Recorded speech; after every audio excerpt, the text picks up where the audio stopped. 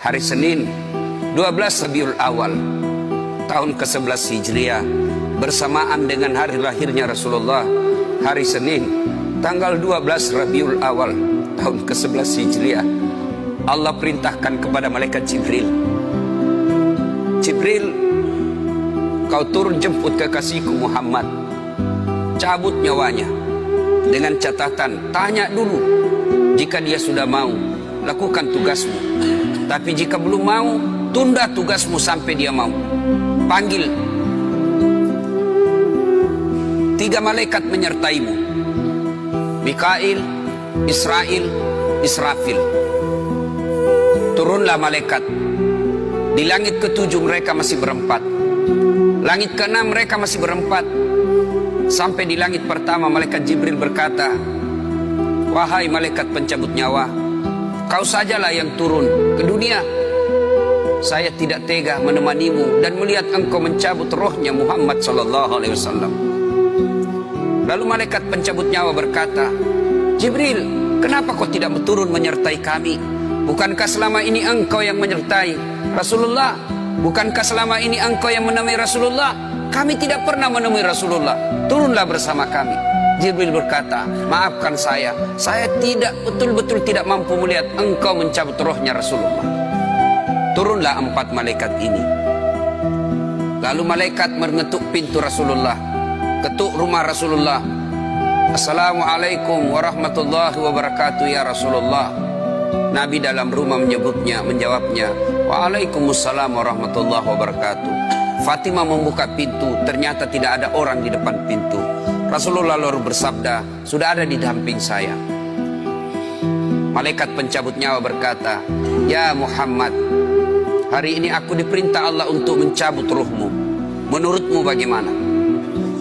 Rasulullah menjawabnya, wahai malaikat, 24 nabi dan rasul senior saya, 24 nabi dan rasul pendahulu saya, setelah mereka melaksanakan tugas, mereka pun menghadap kepada Allah.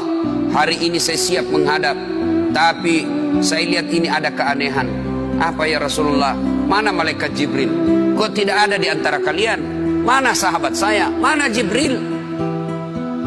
Malaikat pencabut nyawa berkata, Jibril menunggu di atas langit, dia tidak datang untuk menyertai kami. Lalu Nabi perintahkan, kau panggil dulu. Ada perkara yang penting yang ingin saya tanyakan kepada Jibril. Setelah itu saya siap menghadap kepada Allah.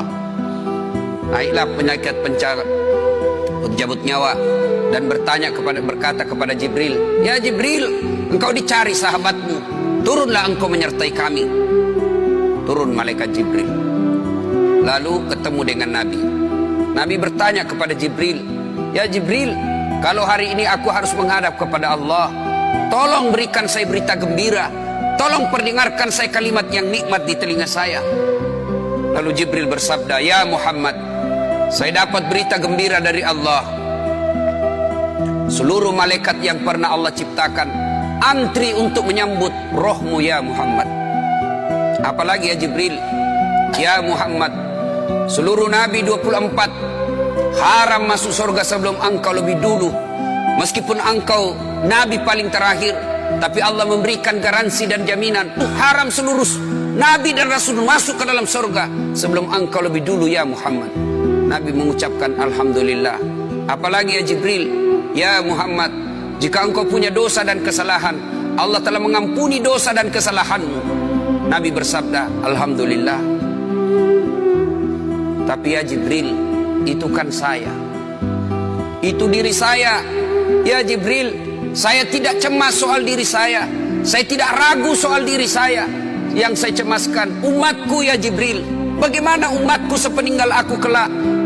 Subhanallah, Nabi tidak mencemaskan anaknya, Nabi tidak mencemaskan istri beliau, Nabi tidak mencemaskan keluarga beliau. Yang beliau cemaskan umatku ya Jibril.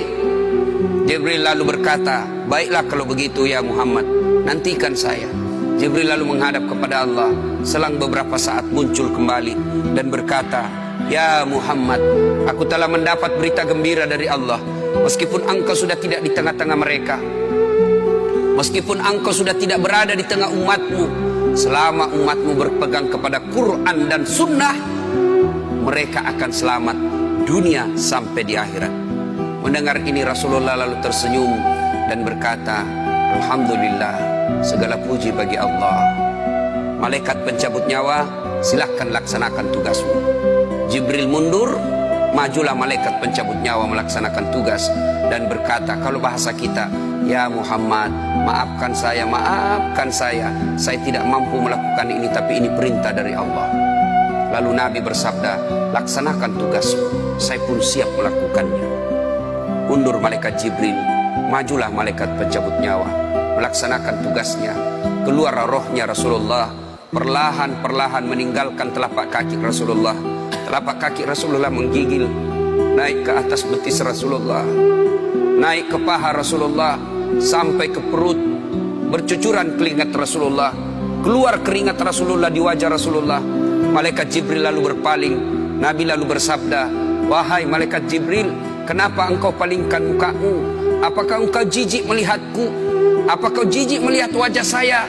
Jibril bersabda, ya Muhammad, ketahuilah demi Allah yang menguasai segala-galanya, tidak aku jijik melihat mukamu ya Muhammad. Aku tidak tega melihat engkau menghadapi sakaratil maut. Aku tidak mampu melihat engkau menghadapi sakaratil maut. Nabi lalu bersabda, ya Jibril, ketahuilah, andai saja Allah tidak cinta kepadaku, andai saja Allah tidak sayang kepadaku, betapa sakitnya sakaratil maut ini. Tapi aku mohon kepada Allah, ya Allah, jangan engkau timpahkan sakitnya sakaratil maut ini kepada umatku. Bebankan seluruh penyakit sakaratil maut ini, bebankan seluruh sakitnya sakaratil maut ini hanya kepada aku. Jangan engkau berikan umatku ya Allah. Begitulah cintanya Rasulullah kepada kita.